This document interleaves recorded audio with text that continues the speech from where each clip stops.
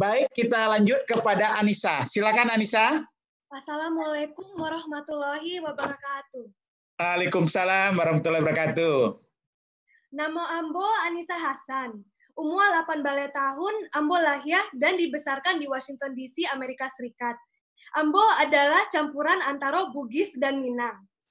Terlebih dahulu, Ambo ucapkan ribuan terima kasih kepada yang terhormat Bapak Profesor Dr. Fasli Jalal, Bapak Burmalis Ilyas, dan Bapak Yusuf Rizal atas kesempatan yang diberikan kepada Ambo untuk berbicara pada siang ini.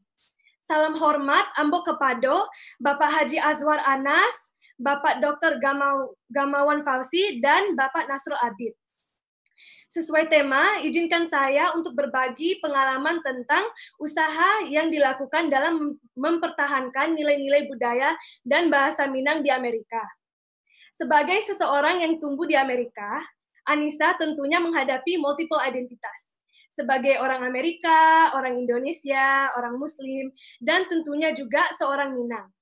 Usaha-usaha untuk mempertahankan nilai-nilai budaya dan bahasa Minang ini tentunya diperoleh melalui pendidikan.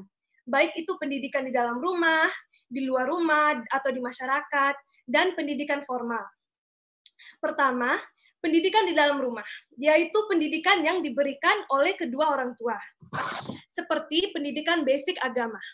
Semenjak kecil, Anissa sudah mendapatkan pelajaran agama tentang sholat, puasa, membaca Al-Quran, dan lain-lain.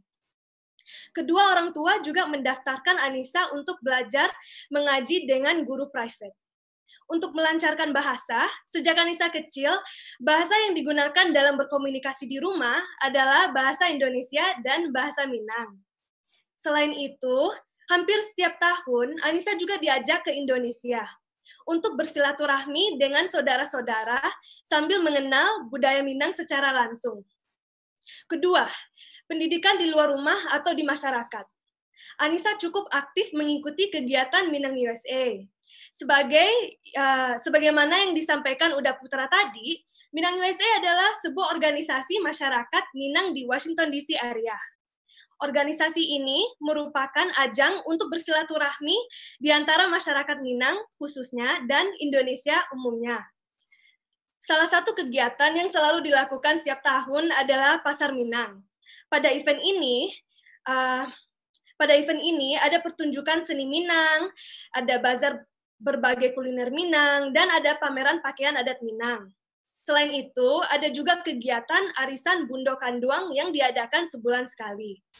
Mulai Februari 2020 yang lalu, Anissa diamanahi sebagai bendahara Minang USA. Semoga dapat ikut memajukan kegiatan Minang USA. Ketiga, pendidikan formal. Anissa baru saja selesai SMA dengan peringkat summa cum laude.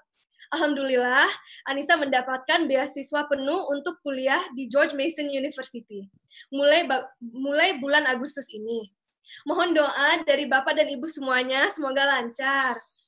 Dengan pendidikan formal ini, Anissa berharap mampu terus berpikir kritis, kreatif, inovatif, dan komunikatif, sehingga bisa membedakan hal-hal yang pantas dicontoh atau tidak, serta bermanfaat bagi masyarakat banyak.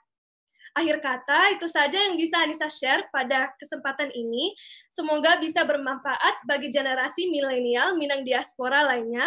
Wassalamualaikum warahmatullahi wabarakatuh. Waalaikumsalam. Terima kasih banyak Anissa, luar biasa. Merci beaucoup ya.